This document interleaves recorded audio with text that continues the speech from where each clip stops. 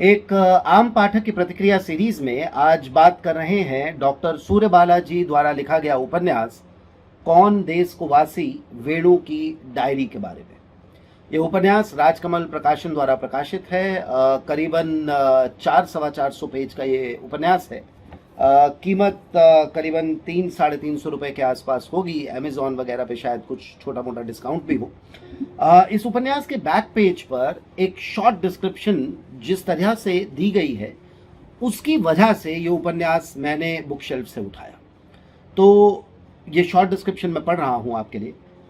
तो प्रवासी भारतीय होना, एनआरआई, प्रवासी भारतीय होना भारतीय समाज की महत्वाकांक्षा भी है, सपना भी है, करियर भी है और सब कुछ मिल जाने के बाद नॉस्टैल्जिया का ड्रामा भी। और बस ये एक सेंटेंस है जिसकी वजह से ये 400 पन्नों का उपन्यास करीबन 5-6 सिटिंग्स के अंदर मैंने पढ़ा और आज हम इसके बारे में बात कर रहे हैं। असल में वो सभी लोग जो पंजाब वाली बेल्ट से हैं, and specially that is where I come from, वहां पर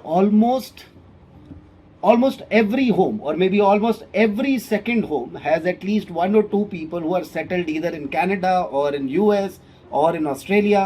और जब मैंने अपने ही परिवार के कुछ लोगों को ये किताब रेकमेंड की, मेरी माँ ने ये किताब पढ़ी और उसके बाद मेरी मासी ने ये किताब पढ़ी और उसके बाद हमारी लंबी डिस्कशंस हुई फ़ोन के ऊपर और सब ने बार बार यही कहा कि यार ये किताब ना असल में हमारी किताब है। किसी को लगा कि इस किताब का वेणु जो है वो उनका अपना लड़का है, किसी को लगा कि इस किताब की जो मेधा है, जो वेणु की वाइफ है, वो उनकी अपनी बेटी है। बहुत सारे माँ बाप को लगा कि यार बिल्कुल इसी तरीके से हमने किसी तरीके से पैसों का जुगाड़ करके एक मेधावी छात्र, एक अपने ही बच्चा जो बहुत ज़्यादा इंटेलिजेंट था, उसके बेटर फ्यूचर के लिए किस तरीके से हमने पैसे जोड़े, किस तरह से हमने उसे भेजा। A few friends, after when I talked about this novel with a few friends who are settled especially in US, they said yeah, this is exactly what happens। तो आई थिंक ये 400 पन्नों की किताब जो है ये सिर्फ और सिर्फ इसलिए पढ़नी चाहिए कि कई बार क्या होता है कि आप अपनी फीलिंग्स को, स्पेशली जो एवरेज रीडर्स हैं मेरे जैसे, वो अपनी फीलिंग्स को एक्सप्रेस नहीं कर पाते। और उस एक्सप्रेशन के लिए भी ये किताब एक दूसरे को गिफ्ट की जा सके। It's a beautiful novel, not in a sense कि ये कोई पाथ ब्रेकिंग नॉवल है, नॉट इन द सेंस कि इसके अंदर कुछ नया हो रहा है ना। नया इसलिए नहीं हो रहा है क्योंकि ऑलमोस्ट एवरीबडी नोज कि यार वो जो फैमिली स्ट्रगल्स होते हैं वो किस तरह से होते हैं, एक मिडिल क्लास आदमी जो है वो किस किस तरह के स्ट्रगल से गुजरता है, etcetera etcetera. But some novels are to be read for the nostalgia that it creates and this is one such novel. इसी को आगे बढ़ाते हुए किताब के पीछे वाले पेज के ऊपर तो दोबारा से पढ़ता हूं कि प्रवासी भारतीय होना भारतीय समाज की महत्वाकांक्षा भी है, सपना भी है, करियर भी है और सब कुछ मिल जाने के बाद नॉस्टैल्जिया का ड्रामा भी। लेकिन कभी कभी वह अपने आप को, अपने परिवेश को, अपने देश और समाज को देखने की एक नई दृष्टि का मिल जाना भी होता है। हमारे जैसे एवरेज रीडर्स के लिए वो नई दृष्टि अगर मिल भी जाए तो उसको लिख पाना is not possible, and that's the reason I again repeat myself that this novel is liked by almost everybody to whom I have recommended it, especially families जिनके घर से कोई ना कोई बाहर जा कर के बसा हुआ है, अंतराल पर घर लौटता है और जिस तरीके से घर वाले, रिश्तेदार, आस पड़ोस वाले डॉलर में कमाने वाले आदमी के साथ व्यवहार करते हैं, लेकिन उसके अपने जो स्ट्रगल्स होते हैं, क्योंकि जहाँ डॉलर में कमा रहा है वहाँ डॉलर में खर्च भी रहा है, उसके जो अपने स्ट्रगल्स होते हैं और वो किस तरीके से अपनी पूरी की पूरी जिंदगी जीता है with struggles, with trying to balance between what is happening in India and what is happening there, cultural differences etcetera etcetera. That is what this novel beautifully depicts. इसी से आगे बढ़ते हुए अपनी जन्मभूमि से दूर किसी पराई धरती पर खड़े होकर वो जब अपने आप को और अपने देश को देखता है तो वह देखना बिल्कुल अलग होता है। अच्छा, इस किताब के बारे में बात करने के लिए मेरे हिसाब से सबसे सही तरीका जो है वो ये है कि जैसे मैंने उपन्यास पढ़ता रहा, बहुत अलग अलग जगह पर मैंने कुछ पैराग्राफ्स को अंडरलाइन किया हुआ है। तो हम ऐसा करते हैं कि उन पैराग्राफ्स को पढ़ते हैं और मेरे हिसाब से तो पैराग्राफ खुद में ही अपनी कहानी कह देंगे, लेकिन कहीं कहीं अगर मुझे लगेगा कि मुझे जोड़ देना चाहिए तो मैं जोड़ दूंगा। तो पहला जो पैराग्राफ मैं कोट करना चाहता हूं वो पेज 171 से है। जिस तरीके से हम अमेरिका को देखते हैं, जिस तरीके से पहली बारी अमेरिका में गया हुआ आदमी अमेरिका को देखता है, कुछ कुछ उस तरह की बात है यहाँ। तो पढ़ रहा हूँ। मौज मस्ती की बात मत करो, जिंदगी तो यही जीते हैं इफरात मस्ती और संपन्नता में। वीकेंड को देख लो, वो आया था ना उस दिन कारपेंटर अपनी कबर्ड ठीक करने, आधे घंटे बाद अपनी वैन के ऊपर बंधी बोट लेकर फिशिंग और बोटिंग पर निकल रहा था। इंडिया में हम किसी कारपेंटर, प्लम्बर, इलेक्ट्रीशियन को अपनी बोट या अपने कैरेवान लिए वीकेंड मनाने की कल्पना कर सकते हैं? कार के पीछे साइकिलें बांध दी, खुली हरियाली में पिकनिक के लिए निकल गए, ट्रैकिंग पर जा रहे हैं, स्केटिंग कर रहे हैं, बच्चों से बड़ों तक स्काई डाइविंग हो रही है। बर्फीले तूफानों को झेलता यह देश पहाड़, समंदर, बर्फ से जुड़ा कोई एडवेंचर छोड़ता ही नहीं। और बिल्कुल इसी पैराग्राफ के एंड होते ही सूर्य बालाजी लिखती हैं, कहीं ऐसा तो नहीं कि आदमी पर से भरोसा उठ गया है तो पहाड़, समंदर और बर्फीली चोटियों से बांट लेते हैं अपना व्यक्तिगत। हमारा गरीब पोखर में तैर लेता है, सत्तू चने का फास्ट फूड साथ रखता है और लगभग इन लोगों से ज्यादा ही खुश रहता है। उसके पास टन भर व्यक्तिगत जो नहीं होता। वह मुक्त भाव से सारे सुख दुख बांटने वाले समाज का घटक है। So a bit of cliche is there, and I mean, like, the fact is that this book is full of cliches, but as I said, it's a relatable उपन्यास है ना। तो the next one that I would want to read for you is on page number 178. तो यहाँ पर जहाँ से मैं पढ़ रहा हूँ is the last paragraph of the page. यह किताब तो हमें तुम्हें लिखनी है मेधा, इसी की प्रस्तावना का मजमून तो मैं तुम्हें बता रहा था, क्योंकि मैं तो सिर्फ जिल्द साज हूं, इबारत तुम्हें ही लिखनी है। हमारा रिश्ता बहुत मूल्यवान है, मेरे और तुम्हारे दोनों के लिए। जीवन में अब तक के सारे रिश्तों, अनुभवों, अनुभूतियों से अलग है यह एहसास। लेकिन इस रिश्ते की सजावट के लिए मैं नीलम पुखराज की कुंदनकारी नहीं करवा पाऊंगा मेधा। सामान्य घर का हूं तो अपने घर की नींव में रोड़ी ईंटों पर ही खड़ी करना चाहता हूं। माँ बताती हैं, दादी ने अपना घर बनवाते समय लखावरी ईंटों की नींव डलवाई थी। उनकी देखा देखी माँ ने भी। अब हमें भी ढूंढवानी होगी मेधा अपने घर के लिए वैसी ईंटें। This is an interaction when the two parties meet for the first time and now they are getting ready to get married. The next one that I wish to read is from page number 180. Hindustan से ही तैयार होकर आते हैं कि शुरू के कुछ साल कैसे भी कड़की में काट लेंगे तो आगे नखलिस्तान ही है। यही सोचकर गरीब पेट काट कर, अमीर चेक काट कर अपनी किस्मत आजमाने की हिम्मत बांध लेते हैं। ये तो वे बाद में समझ पाते हैं कि फाइनेंशियल समस्या से कहीं कहीं ज्यादा बड़ा प्रॉब्लम यूएस MLE क्लियर करने का होता है, जो मनीषा ने कर भी लिया।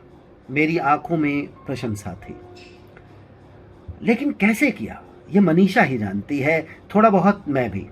पूरे 2 वर्ष इस देश का सूर्योदय और सूर्यास्त नहीं देखा मनीषा ने।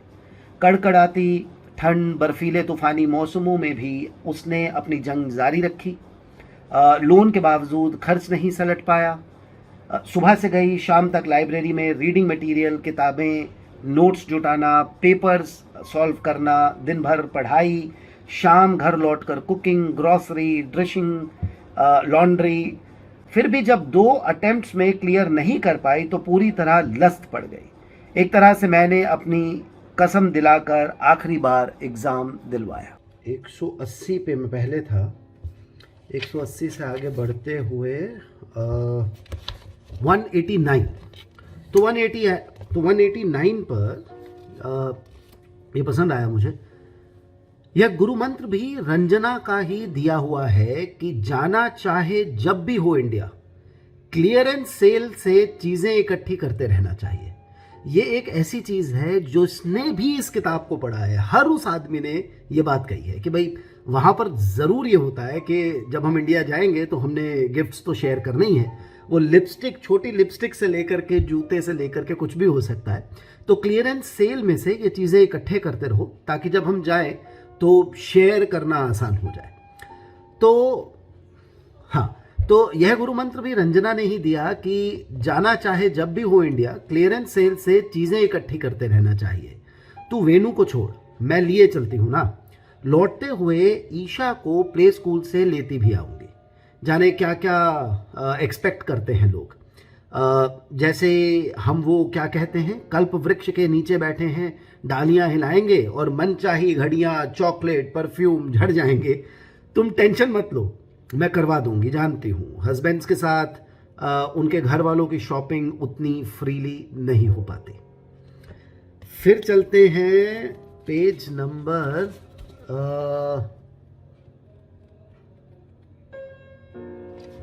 पेज नंबर 226 पे।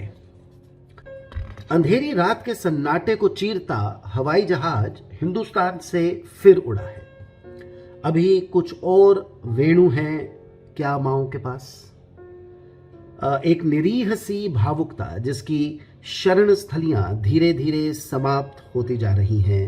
अब talks about more people actually going away from their motherland in pursuit of maybe better tomorrow. 235 नहीं, माएँ नहीं थकती, तब भी नहीं जब हिंदुस्तान के अपने घर से कहीं ज्यादा थकान भरे नफासती काम निपटाने के बाद जैसे ही थक कर लेटना चाहे, दूध की बोतल खत्म कर लुढ़काता हुआ बेटू चाहने लगे कि दादी बार बार तलवों में गुदगुदी करें और वह किलकारी मारे तो दादी और ज्यादा जोर से हंसाए। नन्हे बच्चे को नहलाने, धुलाने, सुलाने में तो थकान की बात हो सकती है, लेकिन उसके साथ खेलने में भला कैसी थकान। जबान पर हरगिज ना लाने वाली बात की जबरदस्ती हंसते हंसते भी बेदम हुआ जा सकता है। हाँ, माएँ कभी नहीं थकती। This is when the mother goes to US. जब वेणु को पहला बच्चा हुआ है तो वो सेवा सुश्रा के लिए वहाँ जाती हैं। In continuation to that 237 page के ऊपर मेधा सोचती है, इन लोगों ने इतना सुंदर घर शहर कहाँ देखा होगा। मगन तो होंगे ही। सूती बॉर्डर वाली साड़ियाँ और चप्पलों से काम चलाने वाली मम्मी जी के तो यहाँ सलवार, कुर्ते और वुलन जैकेट, गले में स्कार्फ और मोजो जूतों वाले ठाठ ही हुए ना। So there is nothing to be explained. So let me just move on to page number 240. It says वेणु चकित था। इंच इंच नाप कर माँ मेधा की प्रशंसा भी कर गई और सही जगह पर शांति से रोक भी दिया कि सही गलत के फेर में तुम नहीं पड़ो तो ठीक। इतना आसान नहीं है इन्हें परिभाषित कर पाना, क्योंकि होता यह है कि अपने अपने सच पाल कर तोते की तरह पिंजरे में लटका लेते हैं लोग। जब जो चाहा वही सच बुलवा लिया तोते से। I think I should jump maybe a little to page number 270. This is the end of 6th chapter. अब तुम कोई एक अकेली माँ तो हो नहीं जो बेटे बच्चों के पास जा रही हो। सोचो, सोच कर देखो, कितनी कितनी माएँ छोड़कर चली जाती हैं, जा चुकी हैं। इसी तरह उनमें एक तुम्हारे बढ़ जाने से कोई फर्क नहीं पड़ता, जैसे समंदर में एक बूंद के बढ़ जाने से। लेकिन बहुत सारी बूंदों से समंदर बनता है, ऐसा कहते हैं ना। माएँ बनाती हैं ये समंदर। लोकेंद्र की माँ, वेणु की माँ, माएँ तो खुद ही समंदर होती हैं। बहुत सारे भंवरों को अपने अंदर समेट लेने वाला समंदर। अब यहाँ रुक करके एक छोटा सा काम करते हैं। ये उपन्यास जो है मैंने और जैसा मैंने कहा मेरी माँ ने, मेरी मासी ने, 2 एक और लोगों ने पढ़ा है। तो माँ के पास चलते हैं, माँ से एक क्विक बाइट ले लेते हैं जैसे यूजुअली बाइट्स ली जाती हैं। अच्छा मामा, तो ये जो वेणु की डायरी है इसके ऊपर हम एक आम पाठक की प्रतिक्रिया वीडियो बना रहे हैं। तो आपने पढ़ा है वो नॉवल, कुछ 2 शब्द जो आप कहना चाहते हो उस बारे में? भाई मैं तो इस नावल पढ़ने के बाद में इसी निष्कर्ष पर पहुंची हूँ कि ये मेरा जैसे मन था कि मैं अपनी ग्रैंड डॉटर्स को बाहर भेजूं। हाँ। बड़ा शौक था मेरे को। मैंने कहा बिल्कुल नहीं भेजना है। जब इतनी जद्दोजहद के बाद वही कर्जे में रहना है और दूसरे कल्चर को अपनाना है तो अपना देश क्या बुरा है। आराम से कमाओ, रोटी खाओ और अपने उसमें घुल मिल के रहो। वहाँ जाके सेकंड सिटीजन कहलाने से तो अच्छा है अपने घर में आराम से बैठो भाई, आराम से रोटी पानी खाओ, बहुत बढ़िया। तो आपको उपन्यास पढ़ के मजा बहुत आया? आनंद आ गया। मतलब ये लग रहा था कि मैंने क्या चीज़ पढ़ी। मतलब बहुत टाइम बाद मैं बहुत एक अच्छी रीडर रही हूँ। मुझे किताबों का मेरे को बहुत ज़्यादा शौक रहा पढ़ने का, लेकिन बहुत टाइम के बाद ऐसा लगा कि मैं एक किताब को जैसे ही समय मिलता था मैं पढ़ती थी। जबकि बचपन में मेरे पिताजी ये कहते थे कि भाई रोटी बनाते हुए चकले के नीचे इसकी किताब होती है और उसका वो जब तक फुल्का बनता है तब तक वो पेज पलटती है। और फेवरेट कैरेक्टर आपका वेणु की माँ या वेणु? वेणु क्यों? क्योंकि उसका स्ट्रगल। हाँ, उसका स्ट्रगल बहुत है। अच्छा। सब उससे इतनी उम्मीदें लगा के बैठ जाते, उसके फादर मतलब सभी। लेकिन जो वेणु का स्ट्रगल है ना, कि वो कभी ना माँ को नाराज कर सकता है, ना वो अपनी बहन को नाराज कर सकता है, बीबी से भी दब रहा है। लास्ट में टचिंग होता है जब उसका बच्चा छोड़ के उसको चलता है कि क्या पाया। पहले घर को बनाने में लगा रहा, फिर उसके बाद में अपना वो बीवी की वो जो भी समझ लो, हस्बैंड को, बहन की उसकी बीच में दिक्कत आ गई। बीच में दिक्कत आ गई। अच्छा, शुरू में जब वो जाता है वहां पर तो कितना स्ट्रगल करता है। दोस्त ही खाना खा के चले गए। तो मेरे को फिर मैंने बाई चांस अपने 2-4 फ्रेंड्स से भी बात की। तो उन्होंने कहा कि हमारे बच्चों के साथ भी यही हुआ। तो मुझे लगा कि इस नावल को पढ़ते हुए मुझे लग रहा था कि मैं ना एक जीती चीज देख रही हूँ। मैं किताब नहीं पढ़ रही हूँ, मैं वाकई ऐसा लग रहा है कि सब कुछ मेरी आंखों के सामने चल रहा है। और बीच में 2-3 बार तो मैं रो भी पड़ी, सचमुच में रो पड़ी। चलो जी, थैंक यू। तो ये तो थी माँ की बाइट। अब if I come back to the book, on I think on the 3rd or the 4th page there is this a small note जो मैं आपके लिए पढ़ना चाहता हूँ। अपनी उधेड़ बुन, that's the title of this small note। क्या है मनुष्य की प्रगति और सभ्यताओं के चरम विकास की नियति? So the epitome of progress, of step forward. What is that epitome?